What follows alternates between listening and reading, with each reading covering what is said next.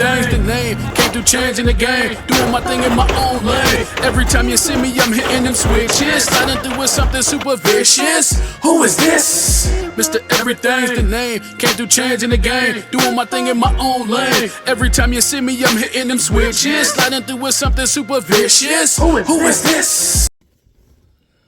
What's going on, everybody? It's Mr. Everything, bringing y'all low rise and horsepower, you dig? Rain, sleet, hail, snow, or shine, nothing and no one stops the grind. Not even haters on the sidelines. And today, I'm about to show y'all a few things that I plan on doing to the Challenger. Now, the Challenger is the daily. Originally, it was the 300, but it is the daily for now. So, I don't really do too many things to it because I drive it all the time. One thing I learned from the past is that whenever you have a vehicle, it's best to have it sitting. So when you add performance parts, you add parts, whatever you do to it, it's always getting better. Now, if you got to drive it every single day, it's very hard to think that you're going to add on a lot of parts unless you got a lot of money. If you got a lot of money, you can add a lot of parts to your car, still drive it every day, nothing ever go wrong. But that's not where I'm at right now. I'm doing all right, but you know what I'm saying? I work every day for a living, so I don't have time to be trying to add thousands of dollars of parts to a car that I'm driving every day all the time. The lowrider is getting better, even though with time it needs a paint job, it needs some body work.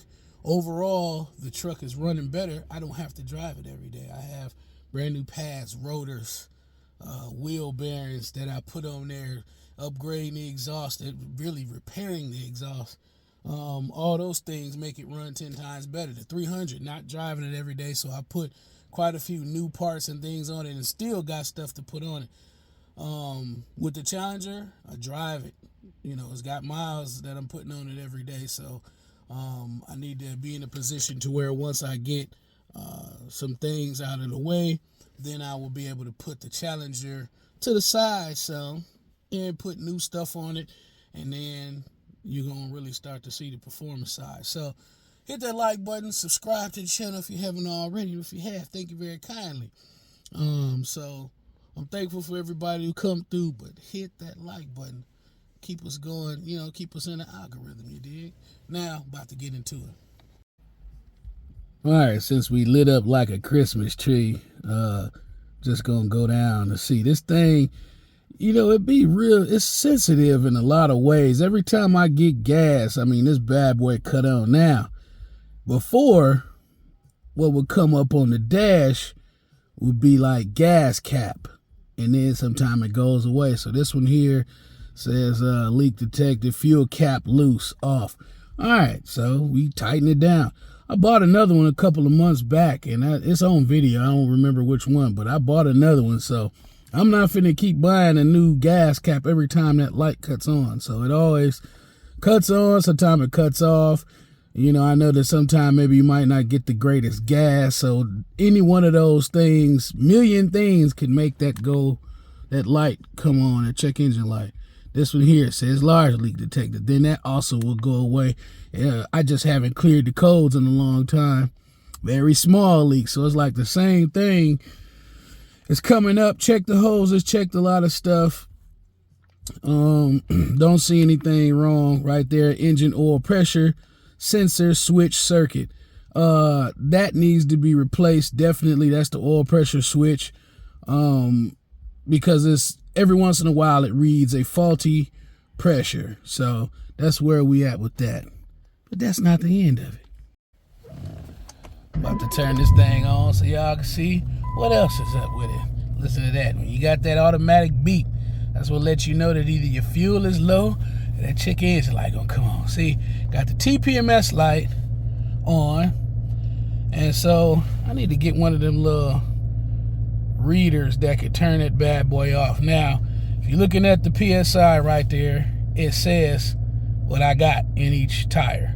You know, sometimes I can get them just perfect, and sometimes I don't really care about that little 1 or 2 pounds that they off. As long as both tires are within a pound or so, I don't be caring. So I aired up the tires even when they first come on. I hit a bump, and something as crazy as a bump will make that TPMS light come on. So as you can see, I got the right amount of air in there. Ain't nothing wrong with the tires, nothing like that. But that TPMS light has been coming on. So I got to get that remedied, stop at a tire shop or something. I just really haven't had the time to do it. Let's go through and see if I could let y'all see that oil pressure gauge and see what that's doing. See right there in the system warnings. See, look at that. Check TPM system, tire pressure monitoring system. Okay, right now, and that's so crazy, this car, when it comes to this oil pressure gauge, like you can literally see it, it's good right now. It's at 54 PSI. You look at the temperature of the engine, it's cold. Haven't started it in a few hours. Got a little heat on up in this thing. But trying to get y'all to see it malfunction. But it ain't malfunctioning right now. It does every once in a while. Now, while I'm driving though, once it gets to a certain, it gets heated up, and it hadn't did it today because I've been looking at it, but when we got some real cold weather, that bad boy popped on, and well, actually before we got the snow, it popped on. So literally it's been at this point where it's been saying, it's been putting out the right PSI, but that's really just the gauge. When you check everything else, there's nothing else really going on with the car, nothing major. You know what I'm saying? It's pretty reliable, so I'm thankful for that.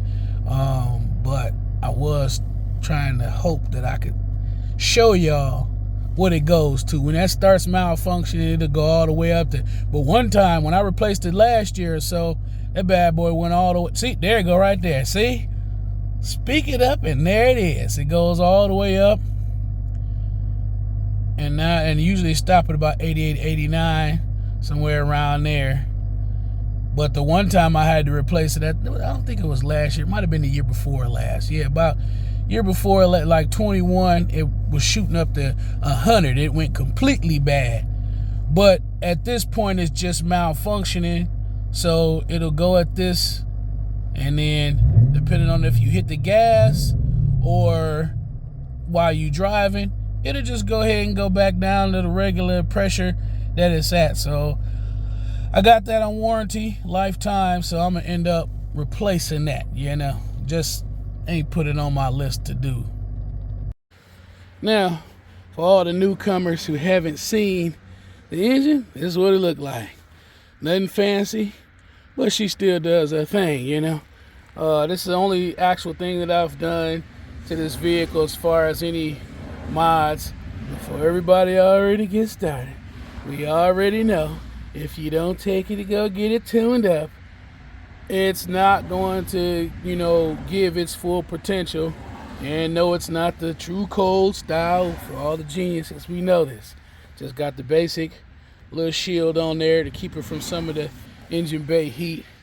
But regardless of what anybody else says, I know that it still gives you a little performance. Just, it's not over the top. It's not reaching its full capability unless you get it computer tuned. Now, this is a daily basically, and before I even got the Challenger, that was the daily. So that's why I've been doing a lot of work to it and getting it together, because that's supposed to be the daily, but this ended up being the daily. So I don't really do too much to it, because on the performance side and adding a lot of mods to it, because when you got a vehicle, you want it to be as reliable as it can be. And when you start dynoing it and tuning it and putting every part, every performance part known to man, that's when you're gonna get a lot more codes for things. That's when you could possibly do a little bit more wear and tear. Well, it's not even possible. You will do more wear and tear if you put more horsepower in this thing. So I'm not ready to do that yet, and that's the reason why. But coming up, there's some things that I'm going to address. One of them being this right here. Check out that spot. Oh man, it's it's an eyesore. The car looks good for its year, makes me happy. But when I look at that, that's the part that I definitely got a remedy. I do want to add more horsepower to this thing coming up with the next year. So besides that rust spot, I don't plan on changing the wheels. I like the wheels. I like that American muscle look, that classic look. You're not gonna catch me cutting the fenders way up to here and putting 20,000-inch rims on it.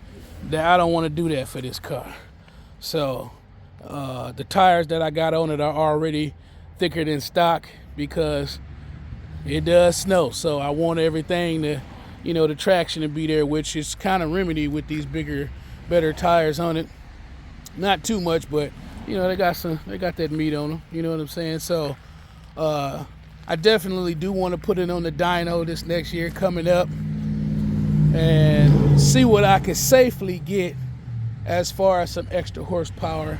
I do know that a lot of times adding horsepower, like with the Diablo tuner, it's recommended that you upgrade the thermostat, because even on a warm day, like a 60-degree and above day, this thing is known to get up to about 210 degrees, which I would say is pretty hot based upon what old school cars was running, because old school cars they had the 180-degree thermostat. So typically, even when it got really, really warm, that's when you would start to see it run up to about 200. But this thing normally functions at around 200, 210, depending on how hot it is. So I do want to, when the time is right, and when I start taking it to the dyno to get it tuned, I would go ahead and possibly put on a cooler thermostat so that it could run at a cooler temperature with that extra horsepower, because the extra horsepower will make it run hotter. I do got some other parts that I got to get for the lowrider. Let's see. Trans Am coming up. Still got to get that thing remedied for that for those pads and rotors on the back. But that's basically it for this thing. Just kind of giving y'all a little look into what it is that I plan on doing. This side is perfect. You know what I'm saying? It's not bad. Besides this, let's see right there, that little bubbling crew. You know what I'm saying? Nah, but I don't like that type of stuff. I got to remedy that as well. But other than that, even the undercarriage, suspension, all that stuff, it's nice and clean.